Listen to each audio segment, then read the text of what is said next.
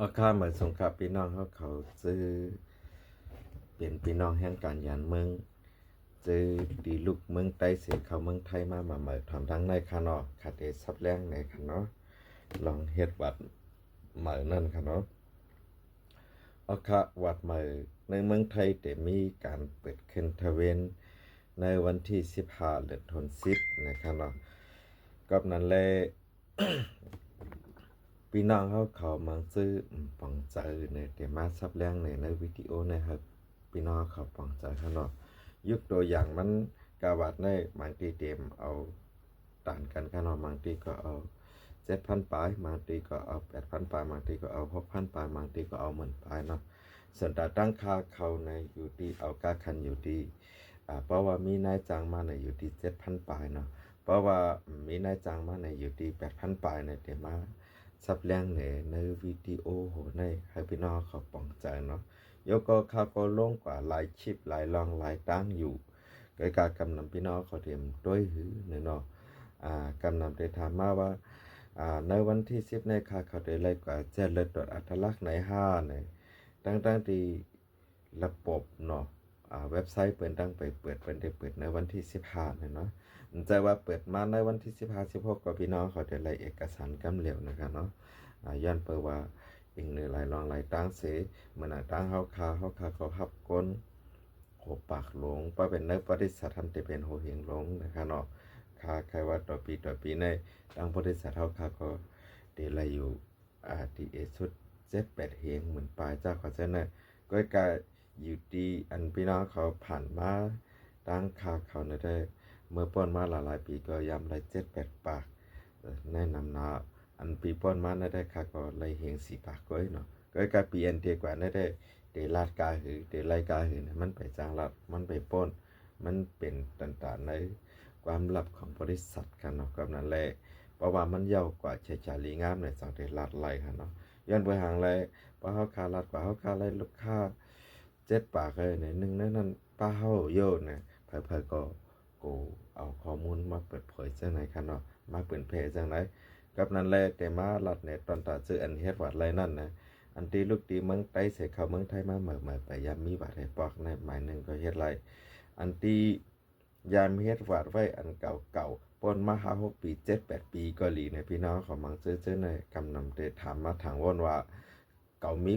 ควายโตอ่อนโตเท่ามาเล็กขึ้นควายโตเหมือนเนี่ยมันโหลเลยเทียงกลางโย่เนี่ยติว่นว่าจังไหนเฮ้อันนั้นก็มีคำจัดเก่าคำเก่าในมันก็1 วัดเป้งเปินอยู่มันเลยเสียงกลางอยู่ประมาณแลกคำใหม่เนี่ยมันจะเป็นจังไหนหืมหูเนาะกำนั้นเลยใกล้มาถามว่าวัดค้าในมดมาอายุ7-8 ปีขึ้นต่อขึ้นจังรายกลางจังรายเสียงนำเป้งเปิ้นเนี่ยแกถามมาจากก่อนเส้นได้ค่ะเนาะเอาง่ายๆเพราะว่าวัดกูลองได้มันหมดอายุเนาะมันแต่ละอายุ1 ปีเนี่ยปีปลายเนี่ยเพราะว่ามันหมดอายุกว่าเนี่ยก็มันก็เดี๋ยวอะไรขึ้นเตะมาจากก่อนเส้นได้ค่ะเนาะมันแจ้งหนังไว้จังออกหมดอายุในจากก่อนเส้นเนี่ยก็เดี๋ยวอะไรขึ้นทเว้นมาอันนั้นก็ MOU เต็ม4 ปีเนี่ยจากก่อนเส้นเนี่ยก็เดี๋ยวอะไรขึ้นวัดมาเนาะเต็ม MOU เต็ม6 ปีจากก่อนเส้นอันนั้นก็ไว้จังออกหมดอายุแนวตั้ง MOU เส้นเนี่ยก็เดี๋ยวอะไรขึ้นวัดมาเนี่ยเนาะแค่มาลัดเนี่ยทางลองหนึ่งกำนำอันเป็นผ่านบริษัทเนี่ยมันเป็นมาต่างตีสีแลนให้นะเนาะพี่น้องเขาเตมาจ่ายเงิน600ให้เปิ้น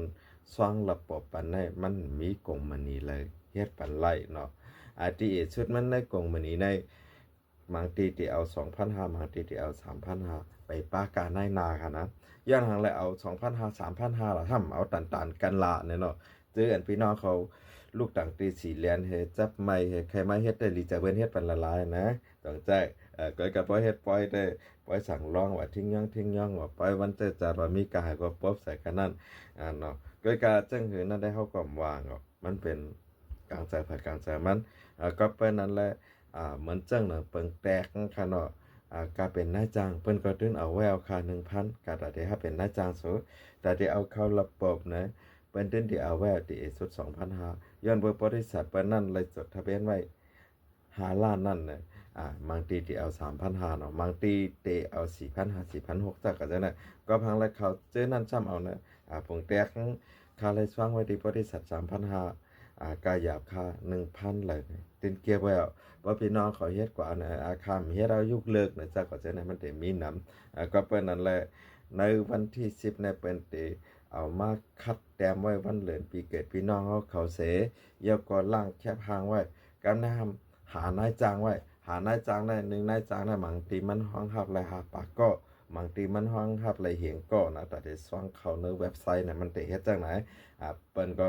จะเป็นนายหน้าในก็คดีย้อนเงินพี่น้องเขาไว้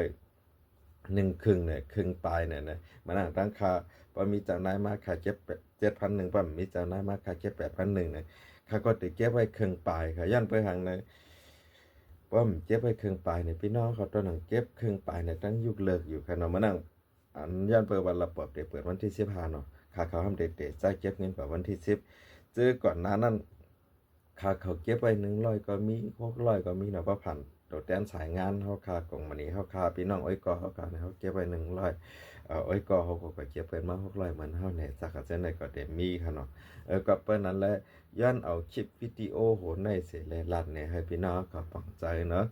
ว่ามาเฮ็ดวัดหมายตั้งค่าในไปมีเจ้านายมาใน7,100ในไล่วัดมื้อวัดเหตุการณ์เส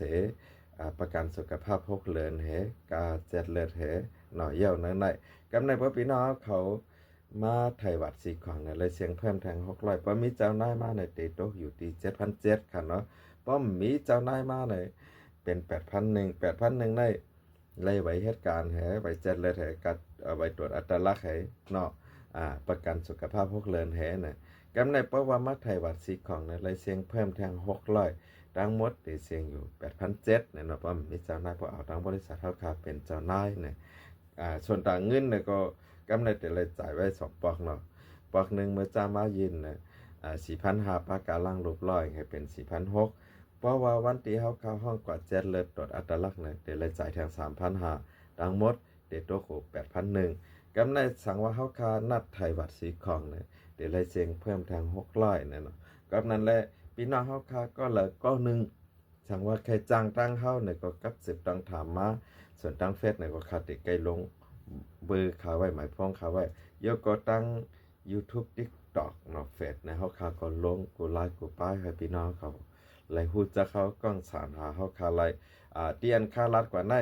ค่าเขาฮับเฮ็ดดีกรุงเทพและหิมหอมก้อยค่ะนะส่วนต่างตี4เหรียญเนาะอันป่นหรือกรุงเทพและหิมหอมกว่าในเฮาขามฮับเนาะมานั่งแก้งใหม่แก้งไล่แม่สาวจะในเฮาขามฮับไล่ย้อนเปิดว่ากงมื้อนี้เฮาขามมีทางบ่นเฮาขามฮับไล่กำในกงมื้อนี้อันเปิ้นเปิดในมันปรุงแต่งจดทะเบียน5ล้านน่ะมันจะไว้เฮ็ดไรกูตีๆประเทศนึงในเมืองไทยนี่ก็ปรุงแต่งมันเหมือนคนขายเนื้อหมูนั่นก็กงมันนี่ขายเนื้อหมูกงมันนี่ขายเนื้อหมูนี่ก็มันคัดเป็นเฮ็ดเป็นกงมันนี่ให้ซ่องเงินไว้เพราะปรุงแต่งมันเปิดเมืองสู่เนี่ยมันขายอะไรในเมืองสู่นั่นก็กงมันนี่อันนั้นยกก็แผงร้อยเนาะอันเป็นเขียงขายเนื้อก็มันเปิดอะไรในเมืองสู่นั่นปรุงแต่งในเมืองสู่มี5กาด6กาดนะมันขายอะไรใน5 6กาดนั่นก็มันกว่าขายต่างแว้งมานั่งมาขายเมืองกึ่งจังได๋ก็ไล่กงมันนี่เมืองกึ่งนี่ก็มันก็มีกงแม่ขายเนื้อก็กากงมันนี่ขายเนื้อเนี่ยมันก็แต่ว่ามีเจ้าเหลียวจ้ามันมีหลายๆเจ้าในก็เหมือนกันค่ากงมันนี่เฮ็ดว่าเฮาค่าได้ปรุงแต่งกงมันนี่55พาสปอร์ตวีซ่าเพื่อเมกจำกัดในเฮาค่ามีไว้ที่กรุงเทพสาขาเนี่ยก็ว่ามาแตกเนื่องเนี่ยก็มานั่งเขียงขายเนื้อนั่นก็มันได้มี4สาขา5สาขากำในสาขามันนั้นได้มีตัวแทนรายย่อยเผอปรุงแต่งว่ามาแต่งแข่งขายเนื้อเนี่ยก็เดมีว่าเผอคาไลเนอร์ก็สั่งกว่าดีก็แน่กว่าลาดปันก็ไล่นะก็นั่นก็มันก็เลยกินจ้ำน้ำยา1จ้อยเลย1คันเลยจากอาจจะแน่นอนสั่งมาแตก1เนื้อเนี่ยก็เป็นนั่นแหละส่วนแต่ชิปวิดีโอโหในก็มาลัดในพี่น้องเฮาคาจื้ออันอยู่ต่างตีสีแลนเสไลหันเนาะเฮาคาเป็นบริษัทที่มันคงค่ะเนาะส่วนตาคาเหตุการณ์ปันกงมันนี่ในมาข้าวตั้ง10 ปีปาค่ะเนาะอันมาจอยกันในกงมันนี่บริษัทในเด็กมาจอยเลย8 ปี 9 ปีในก็อันจอยให้ออกเป็นตั้งการเมื่อกูปอเหตุการณ์ปันต่างบริษัทกับนั้นแหละย้อนเอาวิดีโอโหในเสเลยผักตอนถึงพิธีไก่น้องตีจำดันดากวนดังนำค่ะกับนั้นแหละเพราะว่าพี่น้องเขาใครจ้างตั้งกล่องมณีเฮาเนี่ยก็กับ10ต้องถามมาไล่ข้าวยาม8 โมงกลางเลยต่อพอถึง 6 โมงกลางค่ำกำนำว่าเด็กเคยยินวัดเหมือนเลยมันเตเลยแจ้งมาปงตินหน้าหลังเฮเองเราจุดตั้งหน้าแค่พังครึ่งโตเยี่ยวก็หมายพ้องกับ10เลย2เบอร์เยี่ยวก็เงินพอตั้งแต่วันที่9ในกว่านะก็พอซื้อเตยินในเฮาค่ะก็เตเก็บไว้4,600เนาะพอทางส่วนตับปอกนะเตเลยมาจ่ายทาง3,500พอมา